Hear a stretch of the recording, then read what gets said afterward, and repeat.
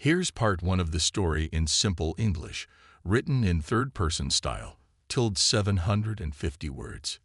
Deep in space, aboard the massive alien ship called the Unity, humans made their first official contact with the Galactic Federation.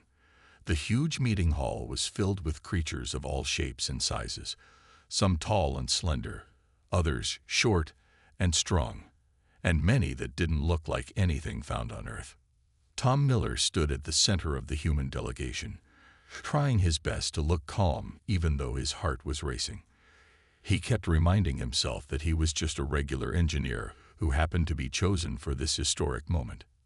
Next to him stood Jack Wilson and Mary Roberts, both looking equally amazed by their surroundings. Ambassador Gray, a tall being with silvery skin that seemed to shimmer in the light, stepped forward to greet them. The ambassador's large eyes studied the humans with obvious curiosity.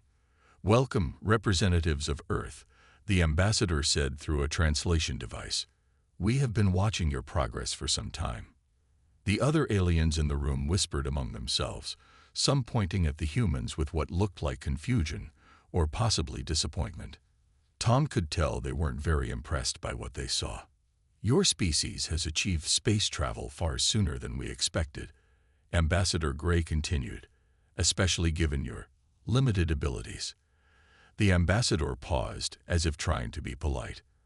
"Our scans show you have no natural defenses, no enhanced strength, and no telepathic abilities. Yet here you are." Tom felt a bit defensive, but kept his voice steady. "We've managed pretty well with what we have," he said. The translation device carried his words to every alien in the room. Dr. Blue, the Federation's chief scientist, moved closer to the humans. The doctor's skin had a blue tint, and 4 arms moved gracefully as scanning devices were pointed at the human delegation. "Fascinating," Dr. Blue muttered. "Their bodies are so basic. No energy manipulation organs, no secondary brain functions, not even basic armor plating." More whispers filled the room. Tom could see some aliens looking at them with what seemed like pity. Others appeared worried, probably wondering how such a simple species had managed to reach the stars. Ambassador Gray directed everyone's attention to a large screen showing Earth's history. "Your species has survived multiple extinction events, adapted to every environment on your planet, and continued to advance despite having no special abilities. This is unusual." Dr. Blue's scanning devices started beeping rapidly. The scientist's eyes widened. "Ambassador, I'm detecting something strange in their neural patterns. It's unlike anything in our database." The atmosphere in the room changed. The aliens who had been dismissive now looked more interested. Something about humans was different, but they couldn't figure out what it was. "We would like to propose a test," Ambassador Gray announced. "Your species will be invited to participate in our grand competition. There, you will face challenges alongside other advanced races of the Federation. This will help us understand your capabilities." Tom looked at his fellow humans, seeing the same mix of worry and excitement on their faces. They knew this was a huge opportunity, but they also knew they were being underestimated. "We accept your invitation," Tom said, standing a bit straighter. He could tell the aliens thought humans would fail, and that made him even more determined to prove them wrong. As the meeting ended, Dr. Blue pulled Ambassador Gray aside. Tom couldn't hear what they were saying, but he saw the scientist pointing at some readings with obvious excitement. Something about humans had caught their attention. The human delegation was led to their quarters on the station, but Tom noticed they were being watched closely. The aliens were trying to figure out what made humans different, what secret power had allowed them to advance so quickly despite their apparent limitations. What none of them realized yet was that humanity's greatest strength wasn't something their scanners could detect. It wasn't a physical feature or a special organ. It was something far more powerful, something that would soon change how the entire Federation viewed the human race. Tom looked out the window at the vast space station around them. He knew the real test was just beginning, and he was ready to show these advanced aliens exactly what humans could do. The grand competition arena was massive, stretching across several levels of the Federation space station. Different alien species moved around preparing for their events, each one showing off incredible natural abilities. Some floated through the air without any equipment, others lifted massive weights with ease, and a few seemed to communicate without making any sound. Tom stood at the entrance, trying to stay confident as he watched them. Jack and Mary had been allowed to watch but couldn't help him during the tests. Dr. Blue had spent the last few days running more scans on the humans, becoming more excited with each new reading, but never explaining why. "The tests will begin now," Ambassador Gray announced, standing in the center of the arena. "Each species will demonstrate their natural abilities and their mastery of advanced technology." The ambassador's eyes settled on Tom. Even those with limited capabilities will have a chance to participate. The first test involved operating a complex alien machine. Tom watched as different aliens stepped up to it. Some used telepathy to connect with it directly. Others extended special organs that linked with the technology. Each one showed amazing abilities the humans simply didn't have. When it was Tom's turn, he heard some aliens making sounds that the translator said were like laughter. He walked up to the machine and did something none of the others had done. He started looking for patterns. The controls had symbols that reminded him of math equations. The way the energy flowed through the device followed rules similar to Earth's electronics. "What is he doing?" one alien asked. "Why is he just standing there looking at it?" But Tom wasn't just looking. He was learning, adapting, figuring out how the machine worked piece by piece. After a few minutes, he reached out and started operating it. He made some mistakes at first, but each error taught him something new. Within an hour, he had the machine working almost as well as the other species had. Dr. Blue's scanners were going crazy. Impossible. He's learning the patterns, without any neural interface or technological enhancement. The next test involved solving a crisis scenario. Each participant was placed in a simulation of a failing spacecraft. The other species used their special abilities. Some could sense the problems directly. Others could merge with the ship's systems. Tom had none of these powers, but he had something else. He noticed that the ship's problems followed familiar patterns. When one system failed, it affected others in ways he'd seen before in different situations. He started fixing things using methods that seemed strange to the aliens but worked perfectly. "Fascinating," Dr. Blue muttered, taking more readings. "He's combining knowledge from completely different fields. How is this possible?" The final test of the day involved adapting to an alien environment. The other species struggled when their special abilities didn't work quite right in the new conditions. But Tom adjusted quickly, treating each new challenge as a puzzle to be solved. By the end of the day, the aliens' attitude had changed.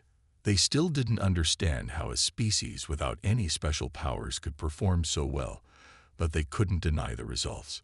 Tom had passed every test, not by being the best, but by finding new ways to solve each problem. "Your performance was unexpected," Ambassador Gray told Tom after the tests were done. "You solved problems in ways we've never seen before." "Humans have always had to adapt," Tom explained. "We don't have special powers, so we learn to use what we have." Dr. Blue was still reviewing the test results with growing excitement. "Ambassador, I think we've discovered something extraordinary about humans. Their neural patterns during the tests. They're unlike anything we've ever seen. They don't just learn, they create new connections between different types of knowledge."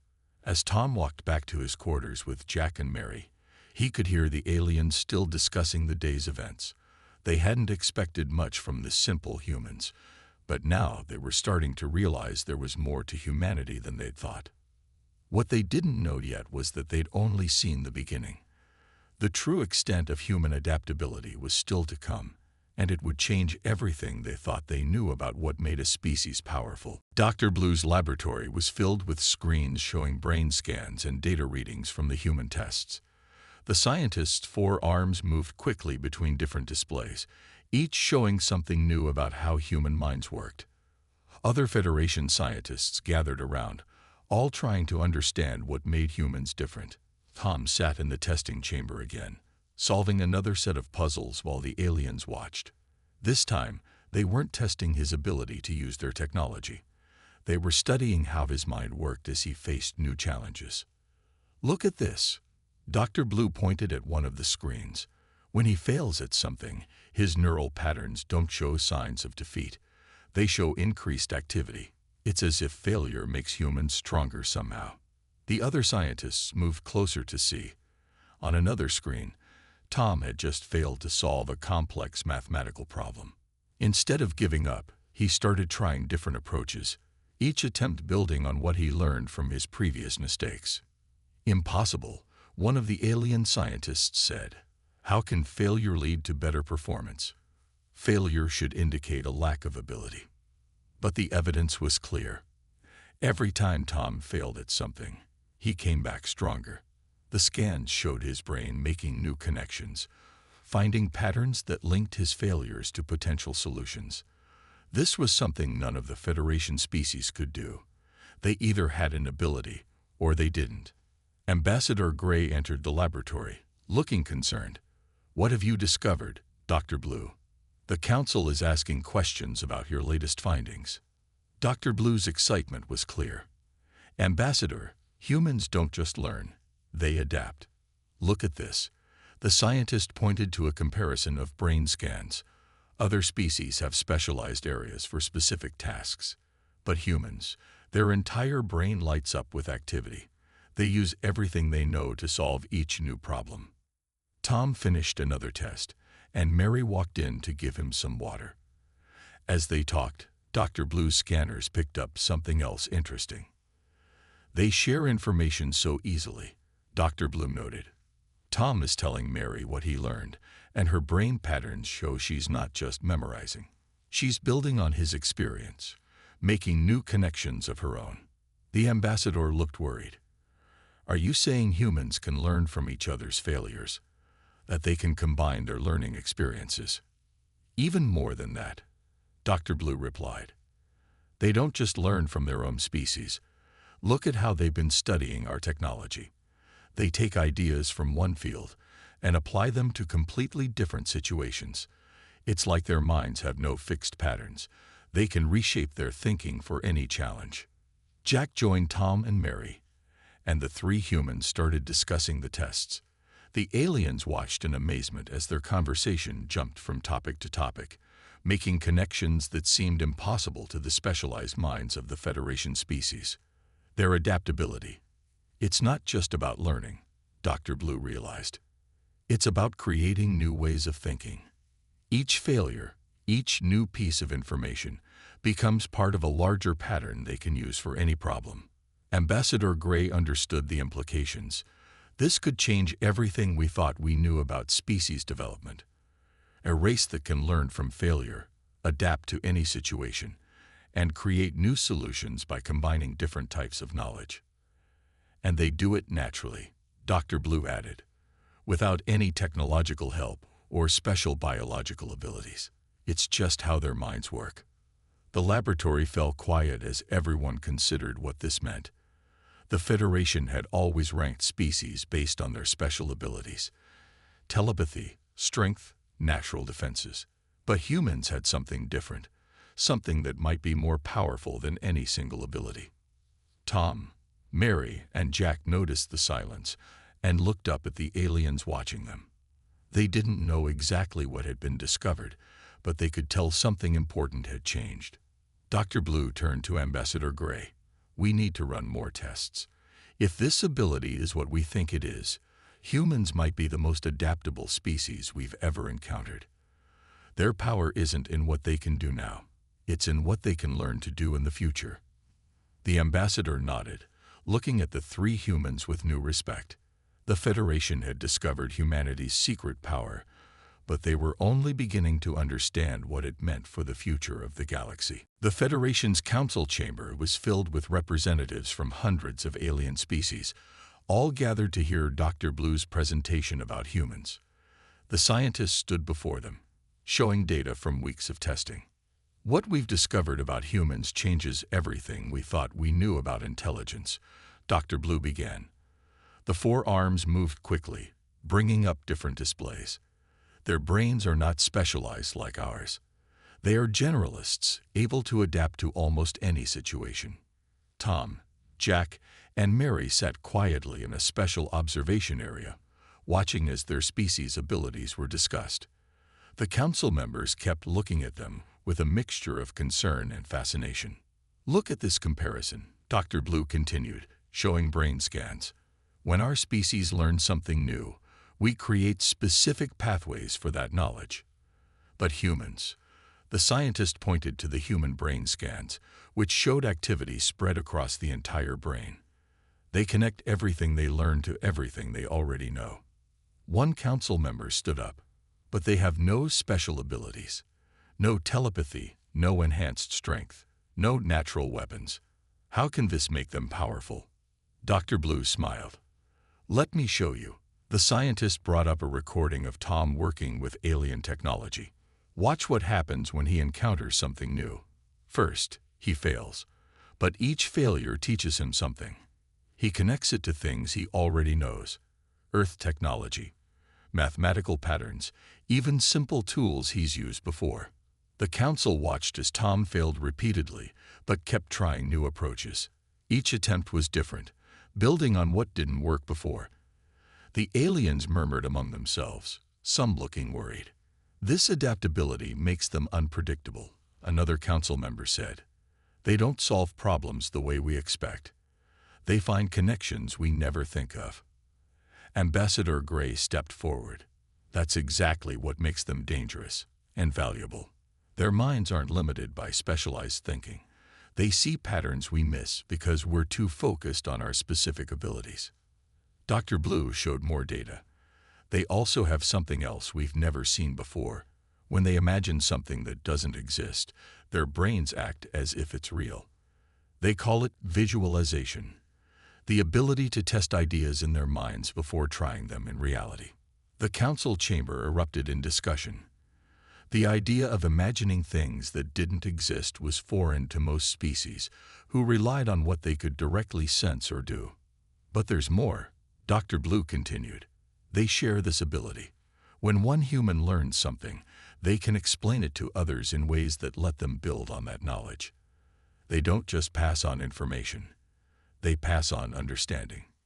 Tom watched as the aliens tried to grasp what this meant. He could see some of them were scared, others excited. The Federation had always ranked species by their special powers, but humans didn't fit into their system. Their weakness is their strength, Ambassador Gray explained. Because they have no special abilities, they had to become good at learning everything. They don't just use tools, they improve them. They don't just solve problems, they find new ways to solve them. Dr. Blue showed one final set of readings. And most importantly, they never stop adapting. Each generation builds on what the last one learned. They can change faster than any species we've ever encountered. The council chamber went quiet as they considered this. A species that could learn from failure, share knowledge, imagine new possibilities, and constantly adapt was something they'd never planned for. What do you suggest we do with this information? One council member asked. Ambassador Gray looked at the three humans. We need to rethink how we judge species. The humans have shown us that the ability to adapt and learn might be more powerful than any single special ability. As the council debated, Tom, Jack, and Mary shared a look. Their secret power wasn't really a secret at all. It was simply being human, being able to learn, adapt, and imagine new possibilities. The Federation was just beginning to understand what that really meant. Dr. Blue's scanners beeped one last time, showing the humans' brains actively processing everything they were hearing, already thinking of new possibilities, new connections, new ways to use this situation to humanity's advantage. The true power of the human mind was finally being revealed to the galaxy. The warning sirens on the Federation's main station started blaring without warning. Red lights flashed through every corridor as system after system began to fail. The Federation's most advanced technology was breaking down, and no one knew why. Tom was in the observation deck with Jack and Mary when it happened. They watched as the station's artificial gravity started failing in some sections while getting stronger in others. Alien crew members floated helplessly or were pinned to the ground. Emergency in all sectors, the station's computer announced in multiple languages. Critical system failure detected. Cascade effect spreading through all connected systems. Ambassador Gray rushed into the observation deck, looking more worried than any of the humans had ever seen. Our specialists can't understand what's happening. The systems are acting in ways we've never seen before. The specialized alien races were struggling. The telepathic species couldn't connect with the malfunctioning systems. The technically advanced races found their neural interfaces giving them confusing information. Even Dr. Blue's 4 arms moved frantically over control panels that no longer made sense. "Maybe we can help," Tom offered, already studying the pattern of failures on the main display screen. Jack and Mary joined him, each looking at different aspects of the problem. "What could you possibly do?" one of the alien technicians asked. "These systems are far more advanced than anything on Earth." But the humans weren't listening. They were too busy doing what humans do best, looking for patterns, making connections, and thinking of new possibilities. "Look at this," Mary pointed to a display. "The failures aren't random. They're following a pattern, like a wave moving through the station's systems." Jack nodded, adding, "It's like a power surge we had at my old factory. When one system failed, it overloaded the next, but in a specific order." Tom was already moving to a control panel. The station's systems are all connected, sharing power and information. If one part fails in just the right way. The aliens watched in confusion as the 3 humans discussed the problem, each bringing different experiences and knowledge. Mary's background in power systems, Jack's factory experience, and Tom's engineering skills all combined as they worked. "We need to shut down the connections between systems," Tom explained. "Isolate each section before the cascade reaches it." "Impossible," Dr. Blue said. "The systems are designed to work together. Separating them would cause more failures." "Sometimes you have to break something to fix it," Jack replied, already helping Tom reconfigure the power distribution. Mary pointed to another display. "Look, the pattern is speeding up. We need to act now." The Federation specialists argued among themselves, each sure their specialized knowledge was right, none able to see the bigger picture. Meanwhile, the humans worked together, trying different approaches, learning from each failure, and quickly adapting their plan. "There!" Tom shouted as he made the final adjustment. The station shuddered as systems separated, but the cascade of failures stopped. One by one, the isolated systems stabilized. Ambassador Gray watched in amazement as the humans quickly moved between different sections, helping restart systems and establish new, safer connections. They weren't experts in any single system, but they understood enough about patterns and connections to see what needed to be done. "How did you know this would work?" Dr. Blue asked, scanners once again recording the human's brain activity. "We didn't," Tom admitted, "but we've seen similar patterns before, just in different situations. Sometimes the best solution isn't the most advanced one. It's the one that works." The station's emergency lights finally stopped flashing. The artificial gravity stabilized. The crisis was over, but its impact was just beginning to be felt. Ambassador Gray looked at the 3 humans with new understanding.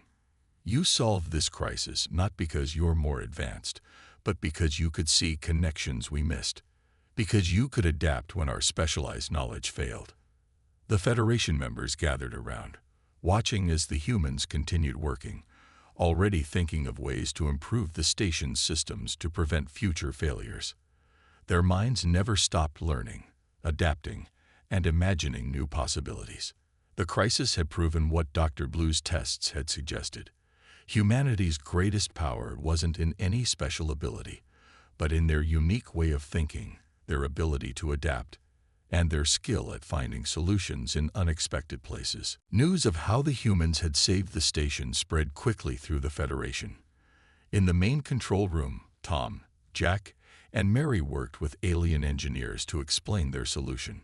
The aliens were amazed not just by what the humans had done, but by how they had done it.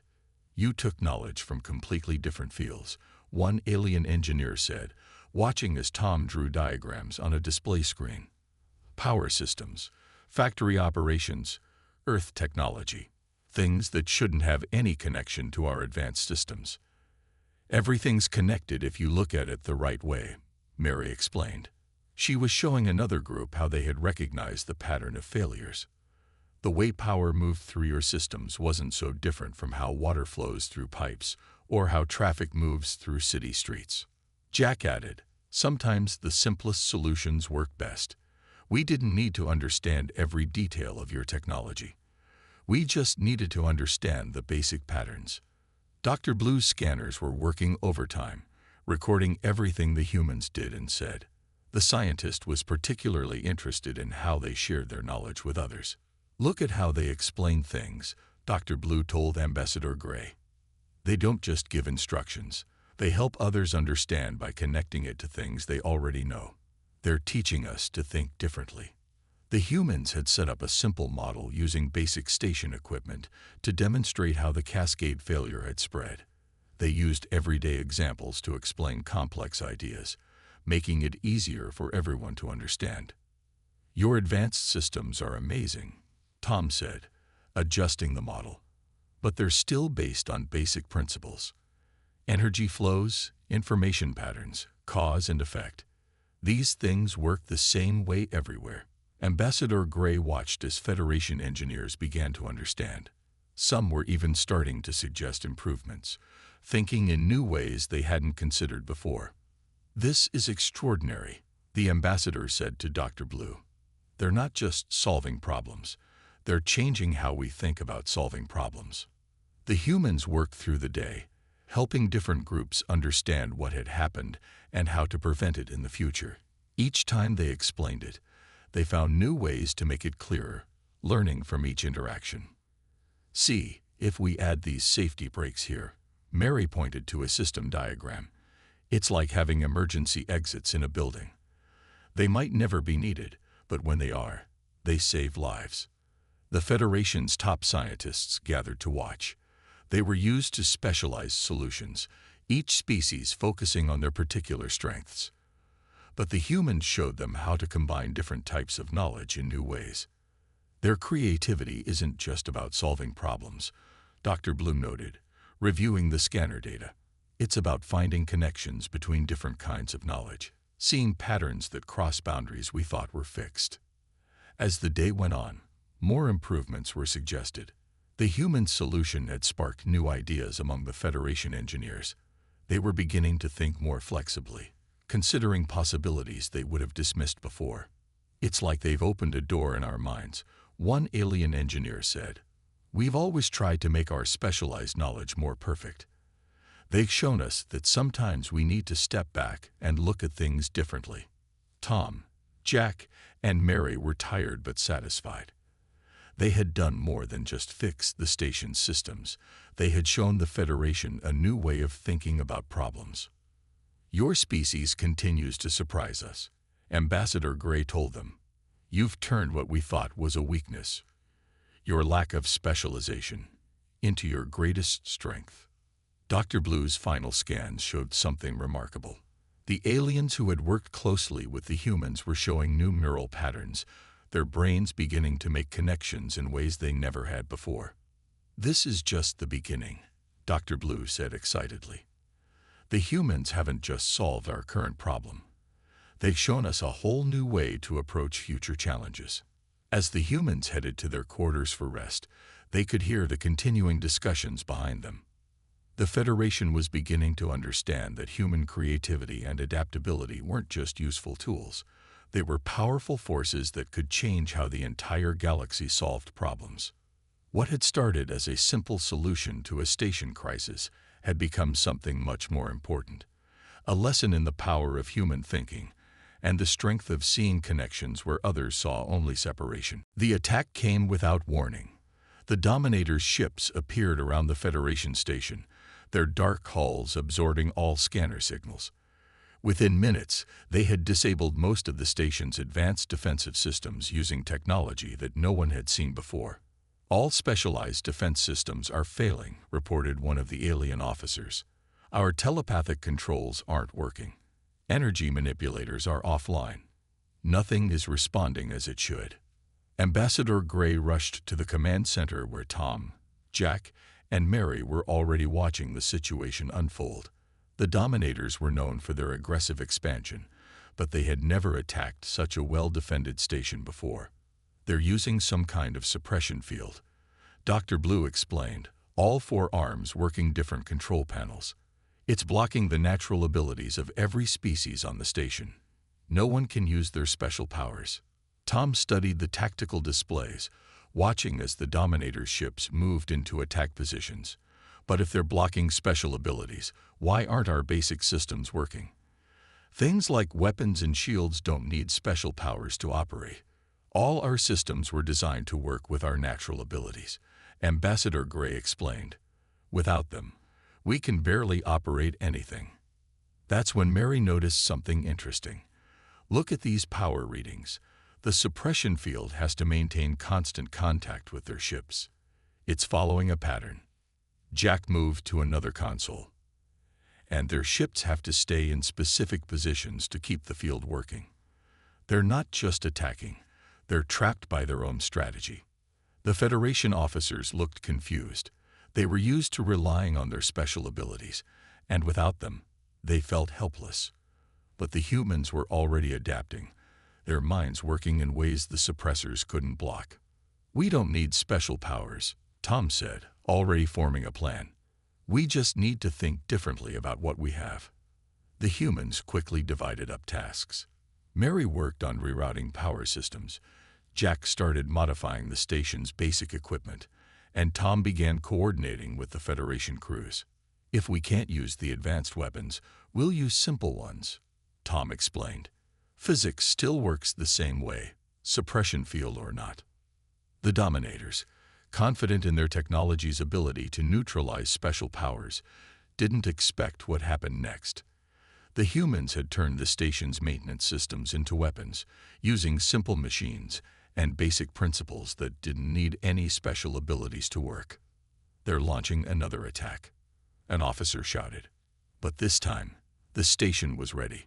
Using modified cleaning drones, emergency systems, and even the station's waste disposal units, they fought back in ways the Dominators had never seen before. "How are they still fighting?" the Dominator's commander demanded. "All their special abilities are suppressed." The answer became clear as the humans' counterattack unfolded.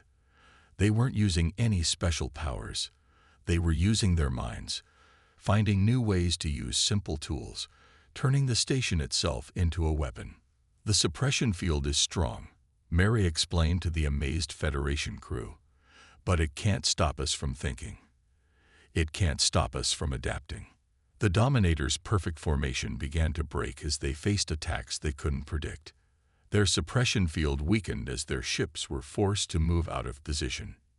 "Now," Tom shouted, and Jack activated their modified systems. The station's basic functions, rewired and repurposed, struck at the Dominators' weakened defenses. Dr. Blue's scanners recorded everything, showing how the humans' brains worked even faster under pressure, making new connections, finding solutions where others saw only problems. The Dominators, faced with resistance they couldn't suppress and attacks they couldn't predict, finally retreated. Their perfect strategy had been defeated not by superior power, but by simple human ingenuity. Ambassador Gray looked at the humans with new respect. "You didn't just find a way to fight back. You showed us that we rely too much on our special abilities. You taught us that true strength comes from being able to adapt." As the Federation crews began repairs, the humans were already thinking of ways to improve the station's defenses, to make sure they would be ready if the Dominators returned. Their minds never stopped working, never stopped looking for new possibilities. new connections, new ways to solve problems. The Dominators had tried to suppress special powers, but they had discovered something important. Humanity's real power wasn't in any special ability. It was in their endless capacity to adapt, to think creatively, and to find solutions where others saw only defeat. The news of humans defeating the Dominators spread quickly through the galaxy. On the Federation station, Tom, Jack, and Mary found themselves at the center of a new wave of attention. Not only had they survived an attack that should have left them helpless, but they had actually won using the simplest of tools. "Show us again how you turned the cleaning drones into defense units," a group of alien engineers requested. They watched in amazement as Jack demonstrated how they had modified basic maintenance equipment into an effective defense system. "It's not about having the most advanced technology," Jack explained, opening up one of the modified drones. "It's about understanding the basic principles and using them in new ways." In another section of the station, Mary was working with the power distribution teams. She showed them how to create backup systems that didn't rely on special abilities or advanced technology. "Look at it this way," she said, drawing a simple diagram. "If one path gets blocked, water finds another way to flow. Power and information can work the same way. We just need to give them enough paths." Tom stood with Ambassador Gray and Dr. Blue, watching recordings of the battle. The Dominators' ships had been so focused on suppressing special abilities that they never expected anyone to fight back using simple mechanics and basic physics. "Your species turned our greatest weakness into our salvation," Ambassador Gray admitted. "When all our advanced systems were suppressed, you showed us how to use what we had overlooked." Dr. Blue's scanners were still recording everything, showing how the humans continued to improve their improvisations even after the crisis had passed. "They never stop adapting," the scientist noted. "Even now, they're thinking of better ways to defend against future attacks." The Federation's military leaders gathered to learn from the humans' tactics. They were particularly interested in how the humans had coordinated their defense without using any of the usual command and control systems. "We used hand signals and simple light patterns," Tom explained. "Sometimes the old ways work better than the new ones, especially when your enemy expects you to rely on advanced technology." The Dominators had made a crucial mistake. They had assumed that without special powers and advanced technology, the station would be defenseless. They hadn't counted on human creativity and adaptability. "Each time they blocked one of our attempts," Jack said, showing another modification they had made. "We tried something new. They couldn't predict what we'd do because we didn't know ourselves until we tried it."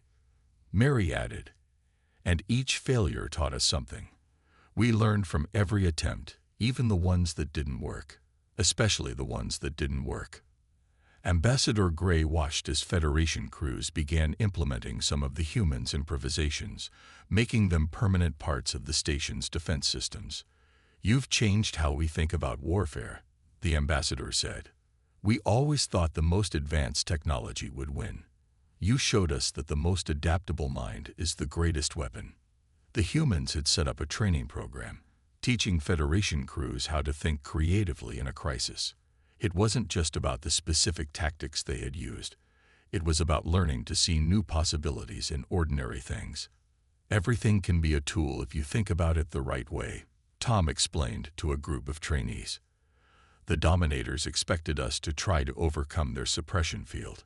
Instead, we just worked around it." Dr. Blue's final analysis showed something remarkable. The human way of thinking, adaptive, creative, always looking for new connections, had started to influence how other species approached problems. The victory wasn't just about defeating the Dominators, the scientist told Ambassador Gray. It was about showing us a new way to face challenges. The humans' greatest weapon wasn't anything physical, it was their way of thinking. As the day ended, Tom, Jack, and Mary looked out at the stars, knowing that news of their victory would reach the Dominators' homeworld soon. They had shown the galaxy that true power didn't come from special abilities or advanced technology. It came from the ability to adapt, to think creatively, and to never stop learning from both success and failure. The Federation had learned an important lesson. In a universe full of specialized powers and advanced technology, the most powerful ability might be the human gift of endless adaptation and creativity. The Federation's Grand Council chamber was filled beyond capacity. Representatives from every member species had gathered to witness a historic moment. Tom, Jack, and Mary stood in the center, feeling the weight of countless alien eyes upon them. Ambassador Gray stepped forward, voice carrying through the vast chamber. "We have called this meeting to recognize something we failed to see before.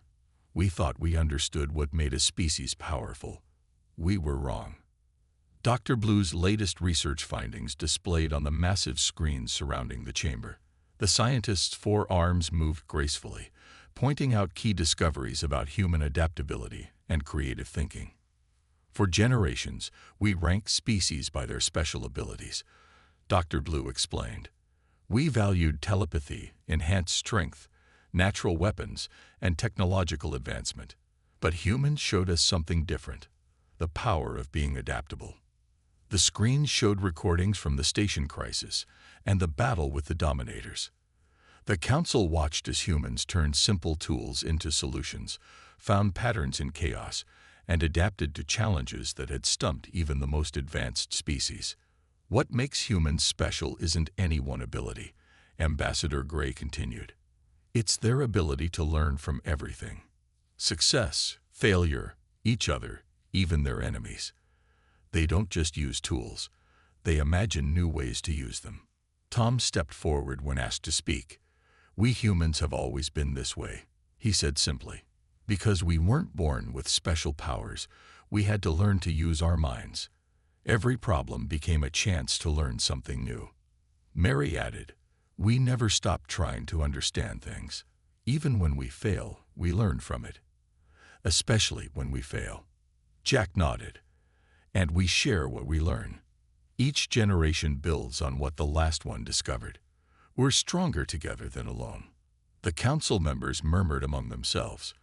They had seen humans turn cleaning drones into defensive weapons, use maintenance systems to defeat advanced attackers, and solve problems that had stumped their best specialists. Dr. Blue's final presentation showed something remarkable. "Other species are beginning to think more like humans," the scientist explained. "They're learning to see connections they missed before, to think creatively, to adapt to new situations." Ambassador Gray made the formal announcement. "The Federation hereby recognizes humanity as equals, not because they have special powers, but because they have shown us that adaptability and creative thinking are the greatest powers of all." But the humans weren't done surprising them. Tom stepped forward again. "We appreciate this recognition," he said, "but we see something even more important. Every species has something to teach the others. We can all learn from each other." The chamber filled with surprised murmurs. Even after everything, the humans were still thinking of new possibilities, still looking for ways to learn and grow. "Look at what we've already done together," Mary pointed out. "We combined your advanced technology with our way of thinking. Imagine what else we could achieve if we all shared our strengths." Jack added, "Every species has its own way of solving problems. If we learn from each other, we'll all become stronger." The council realized the humans were right again. They had been so focused on ranking species by their abilities that they had missed the power of combining different approaches. Ambassador Gray smiled. "Once again, you show us new possibilities. Perhaps that is humanity's greatest gift to the Federation. Not just your adaptability, but your ability to see potential in everything and everyone." Dr. Blue's scanner showed one final reading. "Their brains are already working on new ideas," the scientist said with amazement. "Even now, they're thinking about what comes next, how to make things better." The ceremony ended, but its impact was just beginning. The Federation had learned that true power wasn't about having special abilities or advanced technology. It was about being able to adapt, to learn, to imagine new possibilities, and to share knowledge with others. Tom, Jack, and Mary looked out at the vast chamber filled with different species, each with their own strengths and abilities. They knew this wasn't an ending. It was just the beginning of something new. Humanity had shown the galaxy their secret power, and in doing so, had helped everyone discover new powers of their own. The secret that made humans unstoppable wasn't really a secret at all. It was simply being human, always learning, always adapting, always imagining new possibilities, and always ready to share what they learned with others.